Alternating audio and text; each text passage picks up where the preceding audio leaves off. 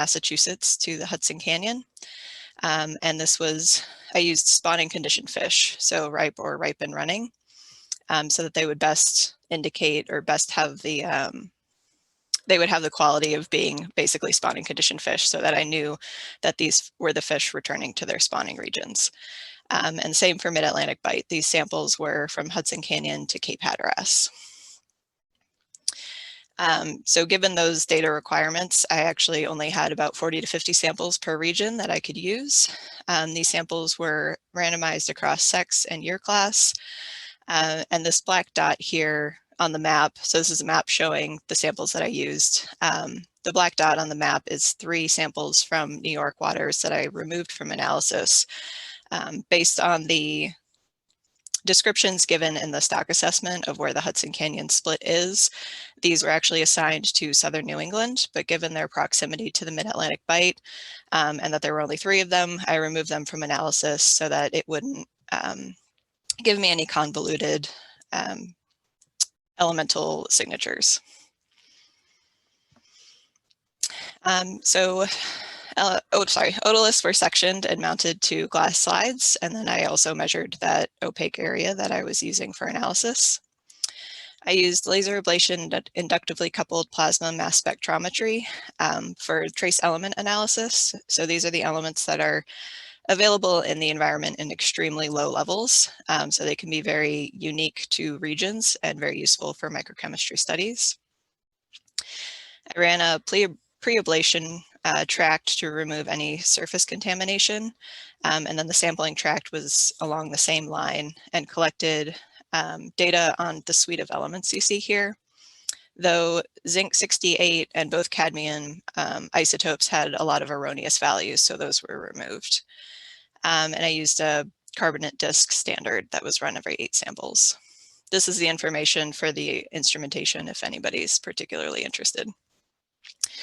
I also ran analyses for stable isotopes using gas bench isotope ratio mass spectrometry. And in my case, I was looking specifically for oxygen and carbon.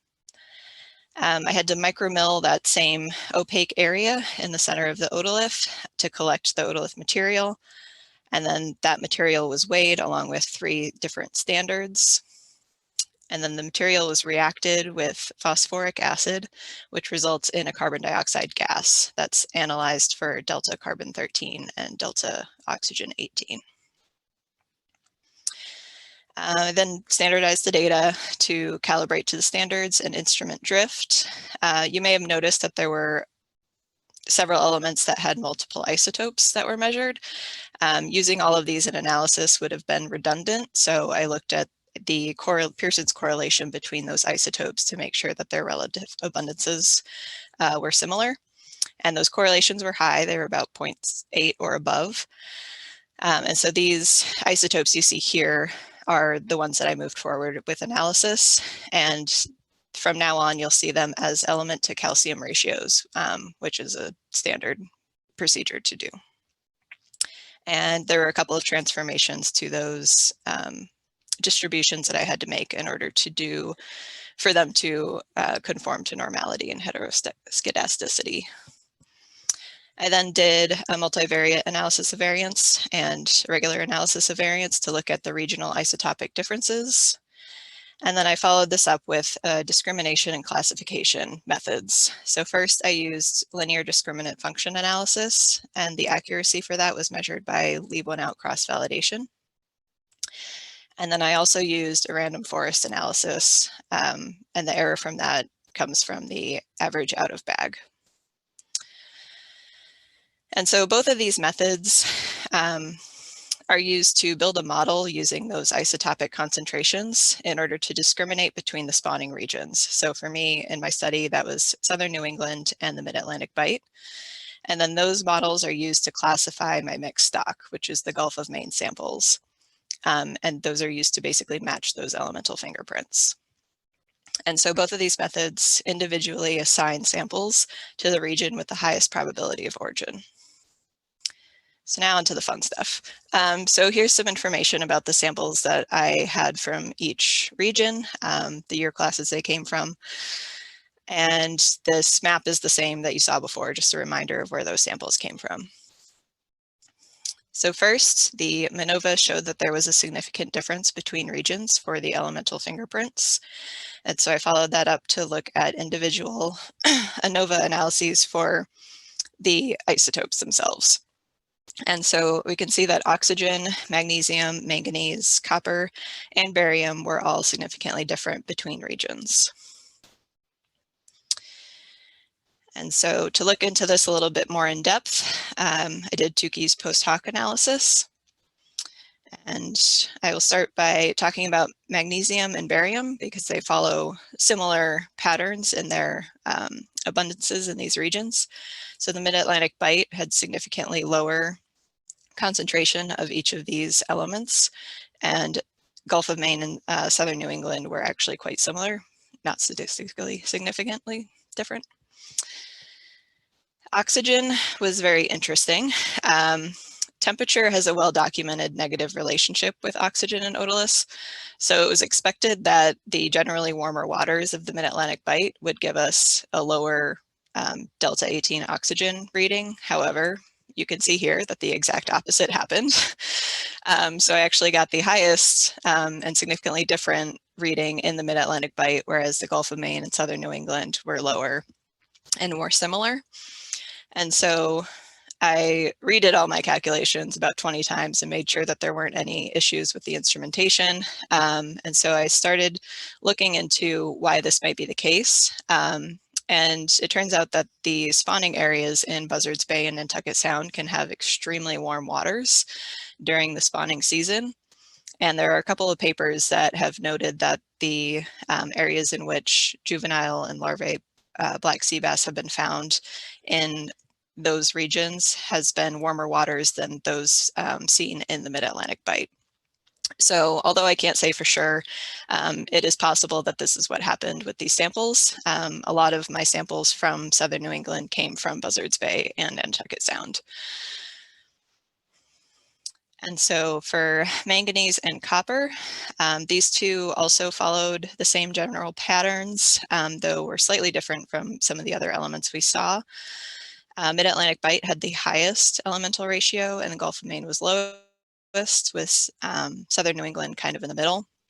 So this, it shows that Gulf of Maine and southern New England have diverged a little bit from each other, but it is clear that Gulf of Maine is closer to southern New England's concentrations than it is for Mid-Atlantic Bight. Zinc was not significantly different, and this more recently I learned that is most likely due to the fact that zinc is incorporated into the organic material in otoliths. So depending on where you run your transect, you can hit different levels, drastically different levels of zinc. So it was not surprising in the end that this was the result I found. Carbon and strontium also were not significantly different, and that was also not too surprising. Carbon's incorporation into otoliths can be heavily influenced by diet, and since black sea bass are opportunistic omnivores, they're kind of eating a lot of things, and the difference between these regions is probably not too stark, at least for this analysis. And strontium is relatively consistent throughout the world's oceans, so we weren't expecting any drastic differences between that either. And so now we were able to see that Gulf of Maine and southern New England concentrations of these elements were more similar, but we needed a way of actually being able to see where these Gulf of Maine samples were coming from. So for the linear discriminant function analysis and random forest, I looked into the variable importance. And this was using a model just with southern New England and Mid-Atlantic Bight using all isotopes. And for the LDFA, I used the weight of standardized linear discriminant coefficients for variable importance. And for random forest, it was the mean decrease in Gini coefficient. And so the asterisk here indicates which elements were significant from the ANOVA analysis. And you can see that most of the elements that were significant are higher up on the importance for both models or both methods, whereas zinc and strontium are pretty low. Carbon is interesting in that it's more important for the LDFA than it is the random forest. And so I use this information to come up with a number of models to test to look at the accuracies and error rates between each of the models to pick a final model for each method. And so the first model was just using all isotopes by region. The second was using just those significant isotopes from the ANOVA analysis. And then models 3 through 8 were just gradually adding or subtracting those last 3 variables of zinc, carbon, and strontium. So for the LDFA, the highest accuracy ended up being the fourth model, which was the significant isotopes in addition to carbon, which was not surprising given how important it was above. And for random forest, we were looking at the lowest error, and that actually included a model that had both zinc and carbon along with those significant elements. And so interestingly, both methods came out with the exact same results. So this kind of indicates that maybe zinc, which was included in that random forest analysis, was important to discriminate between southern New England and the Mid-Atlantic Bight, but was not actually very important for the Gulf of Maine classification. And so overall, there were 41 samples from the Gulf of Maine assigned to southern New England and 6 to the Mid-Atlantic Bight. And so the random forest gives you individual probabilities as an output. So I looked at the average and maximum probabilities for those samples assigned to each region. And you can see here that southern New England had a much higher average probability of assignment of 0.83 with a maximum of 0.98 versus Mid-Atlantic Bight, which were much lower at 0.66 and 0.75. And to note, the probability threshold for these methods was 0.5. So if there was a sample that had a probability of 0.51 for southern New England, that is the region that it would have been assigned to. And so this can get a little dicey if you do have samples that are really close to that threshold. And there was one sample that actually differed between each method where it was assigned to southern New England for the LDFA and the Mid-Atlantic Bight for the random forest because it was very close. So I decided to look at additional thresholds to see how much data might be lost. I ended up keeping it at 0.5 for my thesis just because I did not have a big sample size. And looking at these other thresholds, the overall pattern still holds true that most of the samples are assigned to southern New England. So even at 0.7, 75% of the samples were assigned to southern New England, and 4%, which I think were 2 samples, were assigned to the Mid-Atlantic. And so overall, I was able to show that there are unique chemical signatures for southern New England and the Mid-Atlantic Bight spawning areas. And these are largely driven by barium, magnesium, oxygen, manganese, copper, but carbon was also very important. And we saw that most of the Gulf of Maine samples were assigned to southern New England with a high probability of origin. And so this is what was expected, though it was interesting that some samples were assigned to the Mid-Atlantic Bight. And so this provides new information about the natal origin of these samples and possible population composition of black sea bass in the upper Gulf of Maine. And so to follow up, I am looking into, actually did this yesterday, separation between a northern and southern Massachusetts, since I do have some samples in northern Massachusetts that are in my southern New England group. Technically, those samples are within the Gulf of Maine. So I was looking to see if separating those out would mess up basically the results that I just got, and the reassignment of those samples to the regions are very low. So it appears as though my original analysis in that context is still safe. I also want to look into some type of cluster analysis, perhaps, which doesn't take into account the pre-assignment of regions to see if the elemental fingerprints group samples in a different way than what was expected and what I was looking for in this study. And then I want to look a little bit more in depth to the interannual variation. So I did look into it since I do have different year classes of samples that I used. And I think that there might be a little bit of influence for carbon in particular, which had some large error bars. So I just want to look a little bit more in depth into that to see if there's any issues there.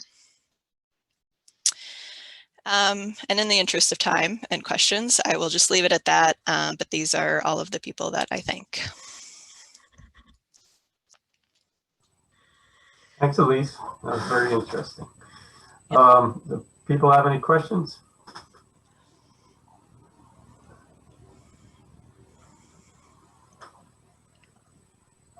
I have a question. Nice job, Elise. Thanks. So you said that there's no known evidence of spawning in the Gulf of Maine. Does that mean it's just sort of like the wrong temperature when their reproductive season occurs, or is it just that there's possible that there is some, we just don't know where it is, or is? Yeah, it's certainly possible that it's happening, at least in northern Massachusetts. So McBride's paper that came out a couple of years ago indicated that there was still, for the years that he was looking at, there was still no major indication of spawning. There weren't many spent females, which he noted that would be the most obvious way of knowing that there's spawning occurring. However, there are lots of juveniles in the area. So the hypothesis that I was looking after for this study was going under the assumption that there was not any spawning in the Gulf of Maine, particularly when my samples were spawned. So I had samples from, I think, year classes 2010 to 2015. So given the studies that I've looked into it, it was highly unlikely that those samples had been spawned in the Gulf of Maine and were returning on their own devices because that's where they were spawned, versus that they had potentially strayed up that way at some point, which seems to be, talking with Gary Shepard and McBride, seems to be kind of the leading theory as to how they've kind of managed to get up that far. Cool. So, but he mentions, and Marissa McMahon's dissertation mentioned that it is seeming that spawning is going to be happening in the Gulf of Maine.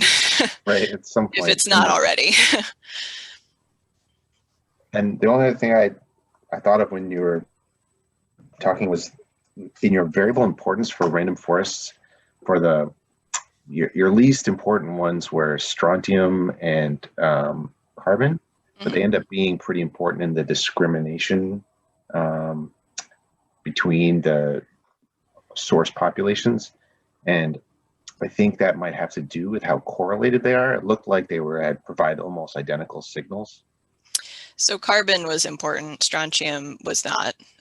It was not included in the final model. But yes, carbon was very important, which came out to be important in the linear discriminant function analysis. So I'm not sure why it didn't come out as important in random forest, but then was included in the final model.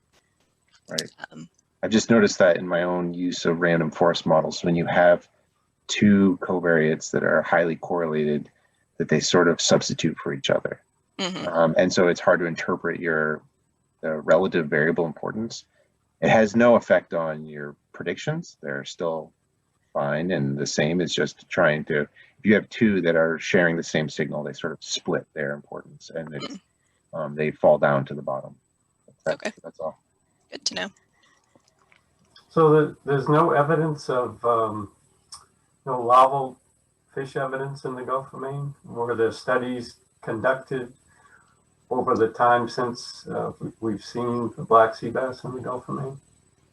Not that I'm aware of. McBride's paper went into in-depth analysis on both the Northeast Fisheries Science Survey and our survey to look at larval, juvenile, I guess not larval because that would have gotten through the nets, but juvenile and spawning adults in the area. And so it seems it's definitely moving north. And he just kind of concluded that it didn't seem that there was current spawning happening, but that it is certainly moving in that direction. But he had mentioned that there's not any ichthyoplankton data in like Cape Cod Bay to support the Buzzards Bay move, or the Cape Cod Canal movement into the bay. Other questions?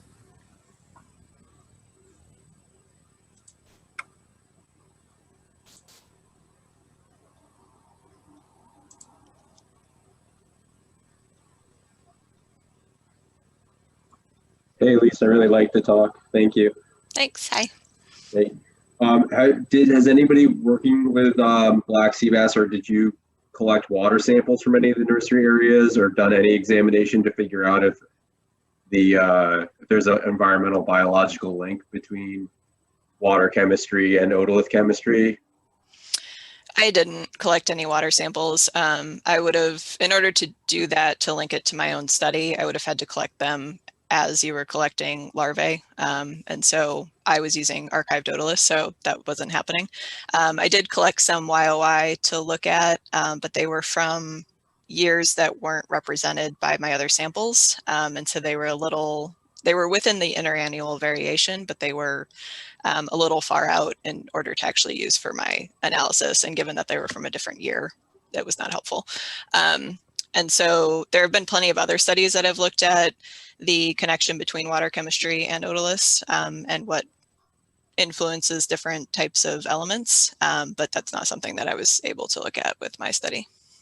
Nobody's done it for black sea bass where they've collected water and larvae in the same year, or larval and young of year in the same year, just to see. No, this is the first black sea bass microchemistry study. From what I can tell, I have not been able to find anything. And there's a couple other students that I worked with Elise Kerr from GMRI, and she sent a couple other students that were like contacting her my way because she was just like, Elise is doing it. And I was like, I think I'm the only one doing it right now. So. In that way. Well, congratulations. Really cool. Thanks.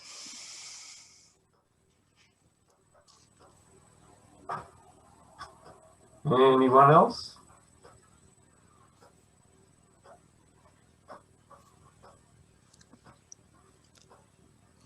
All right.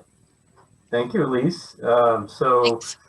Next week we have Sam Truesdell. He will be talking, this is the title of his talk, Integrating Models and Stakeholder Objectives to Inform Decision Making, a quick primer on management strategy evaluation. So that's next week. So hopefully we'll see you there.